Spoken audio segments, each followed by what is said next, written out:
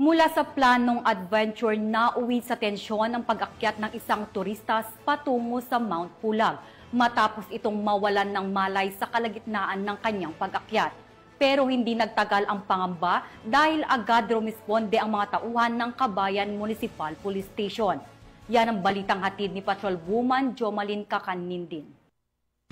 Ipinamalas ng mga tauhan ng Kabayan Municipal Police Station ang kanilang mabilis na pagresponde at tunay na malasakit sa serbisyo matapos nilang sagipin at alalayan ng isang turistang babae na nawalan ng malay habang patungo sa Mount Pulag Protective Landscape. Ang agarang pagresponde ay pinangunahan ni PCMS Amor Dayutaw sa ilalim ng pangangasiwa ni Police Captain Denio Pasio, Acting Chief of Police, kasamang mga sibilyang voluntaryo at mga kasapi ng Mount Pulag Eco Tour Guide and Porters Association. Ayon sa ulat, tumugon ang kapulisan sa panawagan ng isang tour guide na humihingi ng tulong para sa isang lokal na turista na biglang nawalan ng malay dahil sa labis na pagod. Agad siyang binuhat at inakay ng mga responding police at volunteers pabalik sa kanyang tinutuluyang homestay para makapagpahinga. Sa kabila ng kanyang kagustuhang manatili sa homestay, pinayuhan siya ng mga otoridad na magpatingin pa rin sa doktor upang masigurong ligtas ang kanyang kalagayan. Ang mabilis na tugon at dedikasyon ng mga tauhan ng Kabayan Municipal Police Station ay isang patunay sa kanilang tunay na paninilbihan at malasakit sa publiko na nagpapaalala na ang kapulisan ay hindi lamang para sa seguridad kundi katuwang din sa pagligtas ng buhay.